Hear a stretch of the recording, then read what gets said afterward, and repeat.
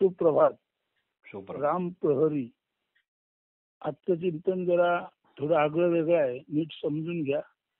कठीण असलं तरी समजून सांगितलं जाईल आणि नंतर निश्चितच आनंद होईल. आपल्या एक लक्षात आलं पाहिजे की 1, 2 आणि 3 याच्यामध्ये 1 आहे, 2 आहे. 1 एक अशा अर्थी, 2 म्हणजे 2 अशा अर्थी, म्हणजे एकत्व आणि द्वैत. पण जे 3 असतं ते नेहमी अद्वैत असतं. 1 असतं, 2 असतं, 1 असतं, 2 असतं. 1 आहे, 2 आहे म्हणजे द्वैत आहे. पण तिसरी स्थिती ही अद्वैताची आहे. हे कसं समजायचं ते आता सांगतो. त्यासाठी आपण काही शब्द, त्यातील अक्षरे आणि त्यातून उगम पावणारा अविनाशी किंवा अक्षर तत्वाचा बोध समजून घेऊया.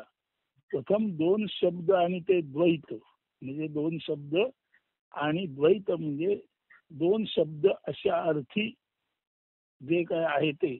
प्रथम 2 शब्द आणि ते 2 शब्दरूपी द्वैत, आणि नंतर द्वैत ज्यातून जन्माला आले तो अद्वैती शब्द. म्हणजे ज्या 2 शब्दात द्वैत विरोध नाही तर खरोखरी एकत्वच आहे. किंवा जे 2 शब्द तिसऱ्या शब्दामध्ये गेल्यानंतर द्वैत दुहेरी पण मावळलं आहे. आणि द्वैत आणि द्वंद्व म्हणजे दुहेरीपण आणि दुहेरीपणातील झगडा, द्वंद्व निर्द्वंद्वात म्हणजे सामोपचारात किंवा शांतीमध्ये समाविष्ट झालेला आहे. आणि परस्पर एकत्वाचाच भाव या तिसऱ्या शब्दामध्ये आहे, तो समजून घेऊया. आता कसं आहे, जीवनामध्ये आपण अनेक शब्द वापरतो. भोग, दर्शन, श्रवण, पूजा, सेवा, वाचन, भक्ती, भजन, कीर्तन, ज्ञान, ध्यान, निधिध्यासन. खरे तर भोग, दर्शन, श्रवण, पूजा, सेवा, वाचन, भक्त, भजन, कीर्तन, ज्ञान, ध्यान, निधिध्यासन हे निर्द्वंद्वी शब्द आहेत. म्हणजे या शब्दामधूनच 2 शब्द उमटले आणि त्या 2 शब्दाच्या परस्पर संबंधातून भोग, दर्शन, श्रवण, पूजा, सेवा, वाचन, भक्त, भजन, कीर्तन, ज्ञान, ध्यान, निधिध्यासन असे शब्द तयार झाले. आता हे जरा ऐकायला कठीण वाटेल, पण बघा, भोग्य म्हणजे भोगण्याजोगे किंवा भोगायचे ते, आणि भोगता म्हणजे जे भोगायचे ते भोगणारा तो भोगता. म्हणून भोग्य आणि भोगता हे शब्द भोग या एका निर्द्वंद्वी शब्दात, म्हणजे जिथे भेद गेले, भोग्य भोगता संपले आणि भोग उरला. किंवा दृश्य द्रष्टा संपले आणि दर्शन उरलं. श्राव्य श्रावक संपले आणि श्रवण उरलं. पूज्य म्हणजे पूजनीय आणि पूजक म्हणजे पूजणारा संपलं आणि पूजा तेवढीच उरली. सेव्य सेवक म्हणजे ज्याची सेवा करावी असं इष्ट किंवा असं तत्व, सेवा करण्यात जोगत म्हणजे सेव्य, आणि सेवा करणारा सेवक संपलं आणि सेवा उरली. वाच्य बोलण्या योग्य आणि ते बोलणारा वाचक संपला आणि वाचन उरलं. देव आणि साधक, देव म्हणजे दिव्यत्व, त्या दिव्यत्वाची साधना करणारा साधक, देव आणि साधक एकमेकात विलीन झाले. आणि ते भक्त म्हणजे विभक्त नाही, तो भक्त म्हणजे एकत्वाने भक्त जन्माला आला. भज्य आणि भाजक, भज्य म्हणजे भजन करण्या योग्य ते, आणि भजन करणारा भाजक हे 2 शब्द भजनामध्ये एक झाले. कीर्त्य आणि कीर्तनकार, कीर्ती गाण्या योग्य ते कीर्त्य, आणि त्या कीर्त्याची जो कीर्तन करतो तो कीर्तनकार. म्हणून कीर्त्य आणि कीर्तनकार एकत्र झाले आणि कीर्तन आलं. ज्ञेय आणि ज्ञाता एकत्र झालं आणि ज्ञान आलं. ध्येय आणि ध्याता एकत्र झालं आणि ध्यान आलं.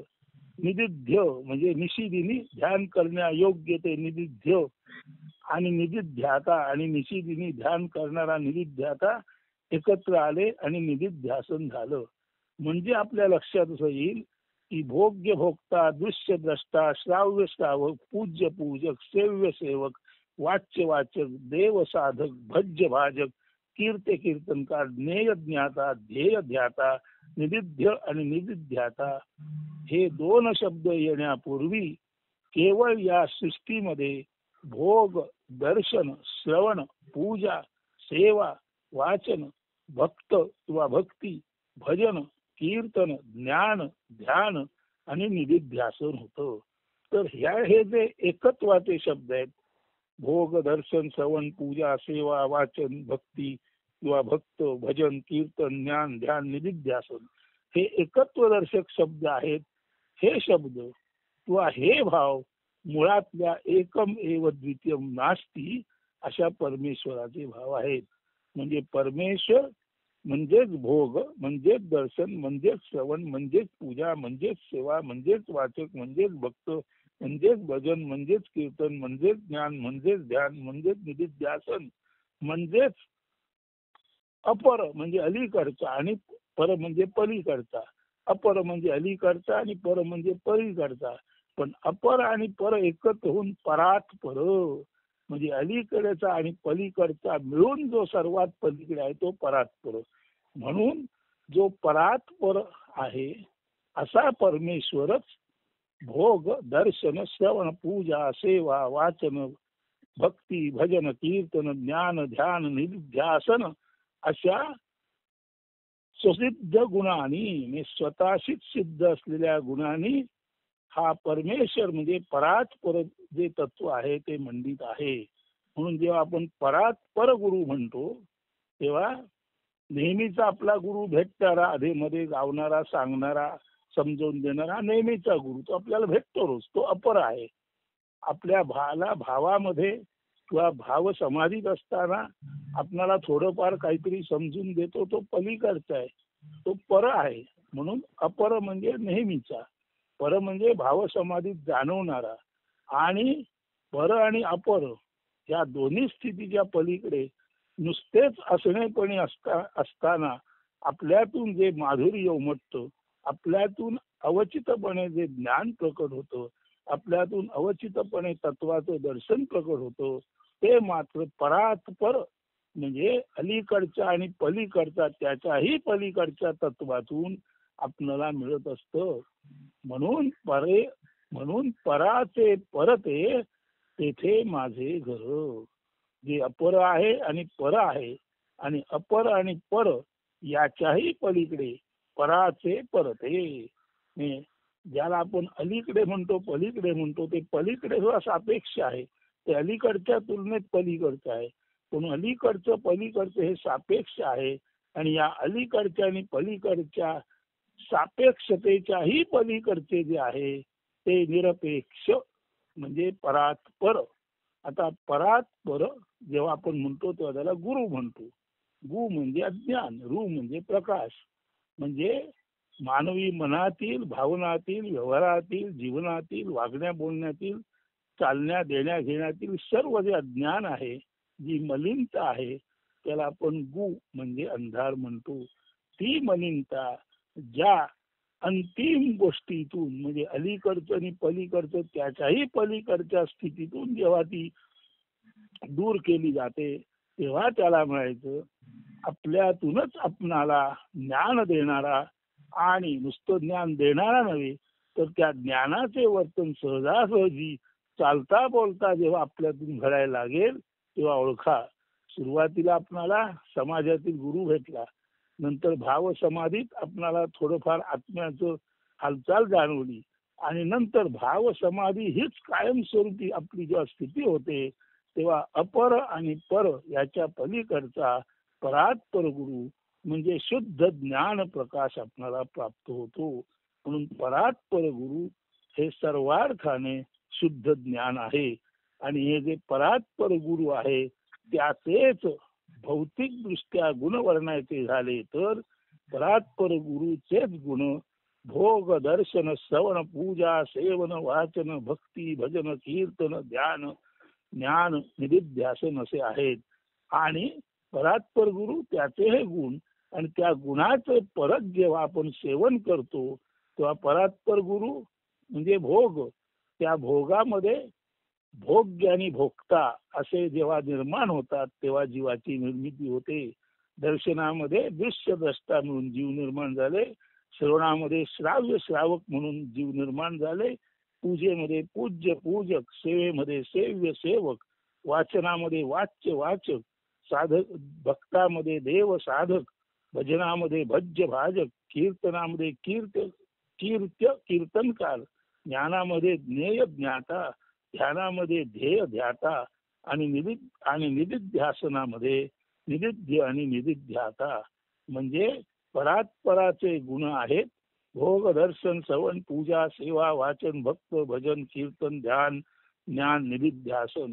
आणि या परात्परालाच म्हणजे सर्वांच्या पलीकडे असलेल्यालाच जेव्हा वाटलं एकोहम, मी एक आणि एकच आहे, परंतु बहुश्याम, बहुत व्हावं, तेव्हा तो परात्परच त्याच्या भोग या गुणातून भोग्य भोगता, दर्शन या गुणातून दृश्य द्रष्टा, श्रवण या गुणातून श्राव्य श्रावक, पूजा या गुणातून पूज्य पूजक, सेवा या गुणातून सेव्य सेवक, वाचन या गुणातून वाच्य वाचक, भक्ती या गुणातून देव साधक, भजन या गुणातून भज्य भाजक, कीर्तन या गुणातून कीर्तनकार, ज्ञान या गुणातून ज्ञेय ज्ञाता, ध्यान या गुणातून ध्येय ध्याता आणि निधिध्यासन या गुणातून निधिध्याता असा दुहेरीपणे झाल्यासारखा वाटला. परंतु ते सर्व दुहेरीपण अंतिमता त्याने परात्पर रूपाने आपल्यामध्ये सामावलेलं आहे. तेव्हा परात्पर आहे ते पर आणि अपर झालं म्हणजे दुहेरी झालं नव्हे, तर एकच धागा आहे आणि एकाच धाग्यात दोन फुलं आहेत. दिसायला एक धागा आणि दोन फुलं दिसली तरी ती दोन फुलं ज्या धाग्यात आहे तो धागा म्हणजेच परात्पर आहे. म्हणून परात्पर धाग्यामध्ये भोग, दर्शन, श्रवण, पूजा, सेवा, वाचन, भक्त, भजन, कीर्तन, ज्ञान, ध्यान, निधिध्यासन रूपी फुले आहेत. आणि या फुलांच्या पाकळ्या भोग्य भोक्ता, दृश्य द्रष्टा, श्राव्य श्रावक, पूज्य पूजक, सेव्य सेवक, वाच्य वाचक, देव साधक, भज्य भाजक, कीर्तनकार, ज्ञेय ज्ञाता, ध्येय ध्याता, निधिध्य निधिध्याता अशा पद्धतीने द्वैतामध्ये आलेले आहेत. आणि तेच द्वैत पुढे पुढे पुढे पुढे पुढे सर्व सृष्टीमध्ये सर्व वैश्विक मानवी समुदायामध्ये मल्टिपल झालेलं आहे. हे एकदा लक्षात घेतलं की परात्पर तत्वातूनच प्रथम प्रकृती आणि पुरुष आणि नंतर हे संपूर्ण जग कसं निर्माण झालं हे आपल्या ध्यानात येईल. तर हे जे परात्पर तत्व आहे ते जेव्हा आपल्यामध्ये स्पंदत असतं तेव्हा ध्यान करण्याची गरज नसते. आणि तेव्हा ध्यान करणारा विशिष्ट असा कोण ध्याताही नसतो. म्हणून जेव्हा परात्पर तत्व आपल्यातून स्पंदत असते ती तेव्हा तिथे नसते ध्यान आणि तिथे नसतो ध्याता. परात्पर तत्व एकदा स्पंदित झालं की जे ध्याता नसतो, ध्यान नसतं, फक्त केवळ आणि केवळ परात्पर तत्व एकदा स्पंदित झालं की तिथे स्वाभाविकपणे ध्येय आणि ध्याता नसतो, फक्त परात्पर तत्वाचा अमौलिक ध्यान हा गुण तिथे स्पंदित झालेला असतो. म्हणून आज आपणाला या परात्परातून ध्यान कसे जन्माला येते ते समजून घ्यायचं आहे. यासाठी आपणाला मेघवृष्टीच्या 216 आणि 217 पानावर एक काव्य आहे ते आपण ऐका म्हणजे आपल्या लक्षात येईल. श्वास जैसे सहज नित्य कर्म असे, संता तैसे ध्यान अंतरात बसे. श्वासासाठी न लगे जैसी यातायात, ध्यानासाठी तैसी व्यर्थ खटाटोप. वत्स वात्सल्यात धेनु पाझरावी, सागराचे ओढी नदी झरकावी. पुष्प परिमल वायू संगे वाहे, तैसे साधूसाठी ध्यान असत आहे. जाणीवांचा उगम जाण त्यात राहे, जाणता परी नित्य सदोदित आहे. जाणीवांचे येणे जाणे आकाशीचे अभ्र, जाणता परी नित्य सदा तो निरभ्र, निरभ्र निराकार स्वभावे तो असे, निर्गुण अव्यक्त स्वये जाणतसे, जरी व्यक्त भासे अव्यक्त तो असे, हेची ध्यान त्याचे अंतरात वसे, विषय संबंधे ज्ञान असत आहे, निर्विषयी ते ध्यान लागत आहे, ऐसा ध्यानी सदा दिगंबर आहे, हरनिश नित्य ध्यानेश्वर आहे. म्हणजे ज्याच्या आत ते परात्पर ध्यान सुरू असतं त्याच्या हे लक्षात येतं की ज्ञान हे विषयांचं असतं आणि हे सर्व विषय ज्यात बावळले शांत निवांत झाले त्या निर्विषयाचं ध्यान लागतं. म्हणजे ध्यान ही शांती आहे आणि ज्ञान हे विषयासंबंधी आहे. हे ज्याच्या ध्यानी येतं असा ध्यानी दिगंबर आहे. मे तो उपाधी रहित आहे. त्याला कुठलीही पदवी सत्ता संपत्ती काही नाही असा तो उपाधी रहित आहे. नव्हे तो हरनिश नित्य ध्यानेश्वर आहे. असं परात्पर तत्व जिथे प्रकट होतं तो माणूस खऱ्या अर्थाने ध्यान रूपी ईश्वर आहे, ध्यानेश्वर आहे. आणि असं हे परात्पर ध्यान श्वास जैसे सहज नित्य कर्म असे, संता तैसे ध्यान अंतरात असे. सर्व संत मंडळींच्या हृदयात आपणाला जसा श्वास सहज आहे तसं संतांना ध्यान सहज आहे. आपला श्वास आहे ती शक्ती आहे. त्या शक्तीच्या बळावर आपण विषय पूर्ती करतो. साधूंच्या अंतःकरणात ध्यान आहे आणि त्या ध्यानाच्या योगे ते निर्विषय म्हणजे निर्विकार परब्रह्माचं परात्पर असणं प्राप्त करून घेतात. श्वासासाठी न लगे जैसी यातायात, ध्यानासाठी तैसी व्यर्थ खटाटोप. आपणाला श्वास सहज आहे तसा साधूंना ध्यान सहज आहे. आपण श्वासासाठी खटाटोप करत नाही, तो आपण जन्माला येताना आणलेला आहे. साधूंनी श्वास तर आणलाच आहे पण येताना त्यांच्यावर ध्यान सुद्धा आलेलं आहे. श्वासाचा उपयोग शक्ती म्हणून विषय प्राप्तीसाठी आहे आणि ध्यानाचा उपयोग खऱ्या अर्थाने आपण शुद्ध तत्व परात्पर असणे आहोत यासाठी आहे. तर श्वास आपल्यासाठी सहज आहे आणि साधूंसाठी श्वास तर आहेच आहे कारण ते माणसं आहेत, पण त्यांच्यासाठी ध्यान सहज आहे. त्यांना ध्यानासाठी खटाटोप करावी लागत नाही. कारण वत्स वात्सल्यात धेनु पाजरावी, सागराचे ओढी नदी झरकावी. वत्स दिसलं की त्याच्या वात्सल्यामुळे धेनूला पाना गाईला पाना फुटतो आणि सागराच्या ओढीने नदी त्याच्याकडे अनायसे धावते. पुष्प परिमल वायू संगे वाहे, फुलाचा गंध सुगंध वायूवर सहजासहजी पसरतो. तैसे साधूसाठी ध्यान असत आहे.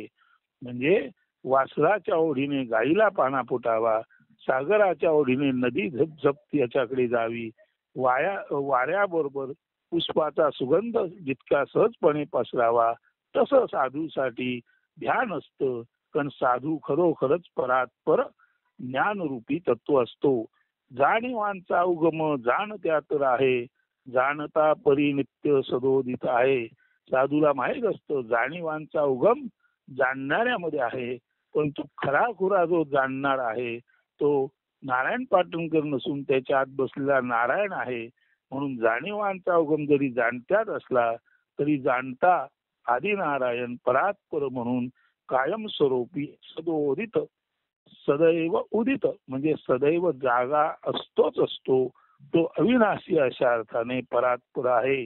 जाणीवांचे येणे जाणे आकाशीचे अभ्र, जाणता परी नित्य सदा तो निरभ्र.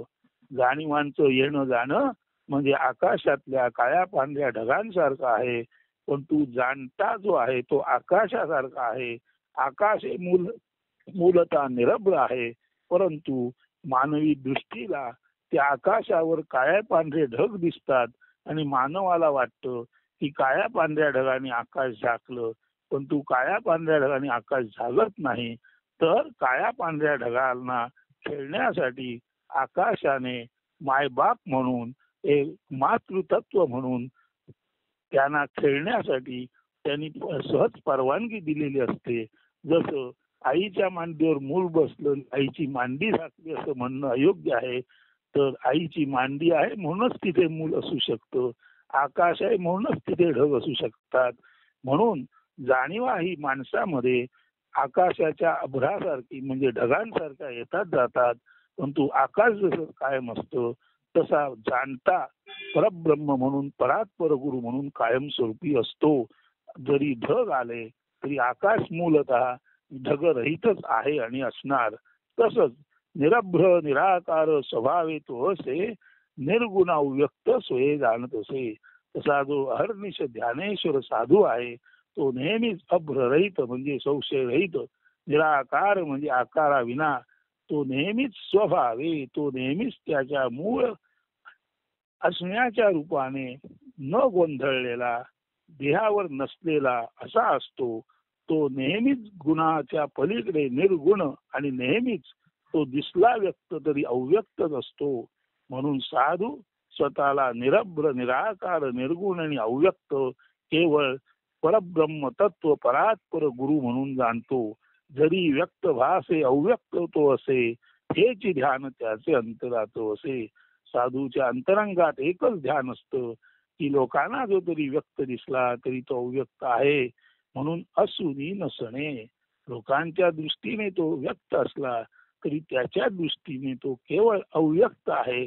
तो लोकांसाठी जसा आहे तसा तो स्वतःसाठी नाही. स्वतःसाठी केवळ तो परात्पर गुरु आहे.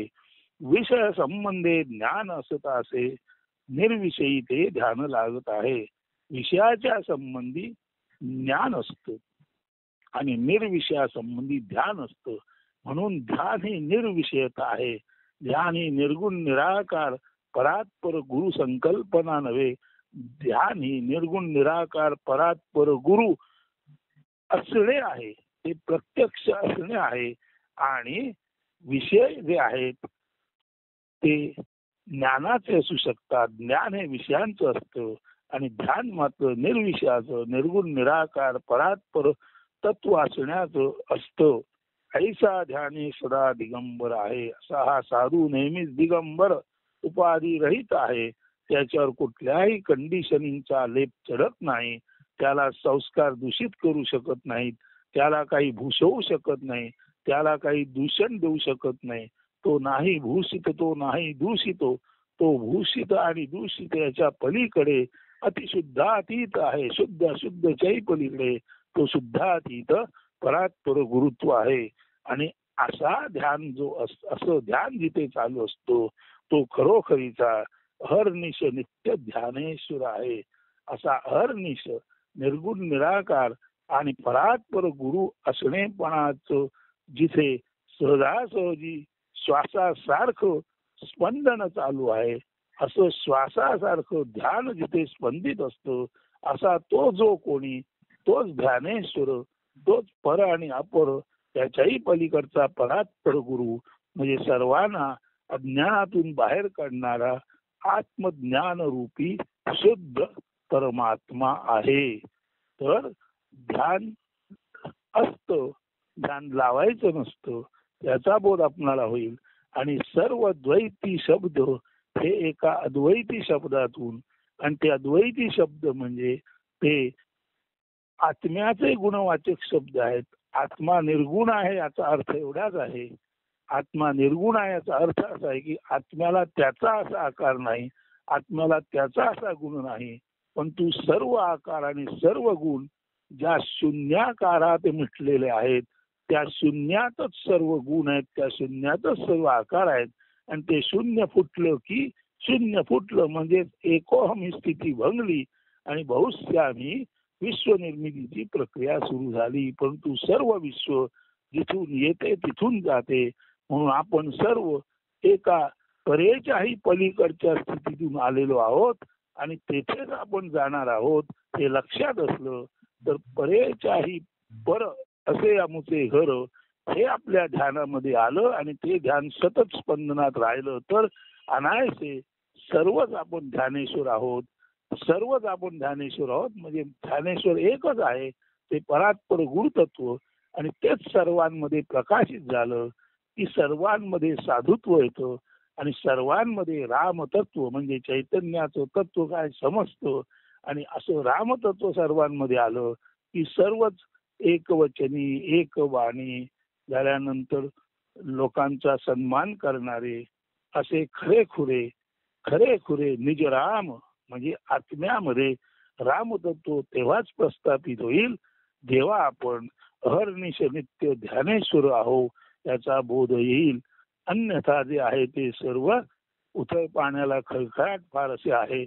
त्याचं विवेचन करायचं नाही, कारण दोषाचं विवेचन विनाकारण दोषाची प्रजा वाढवतो असतो. धन्यवाद.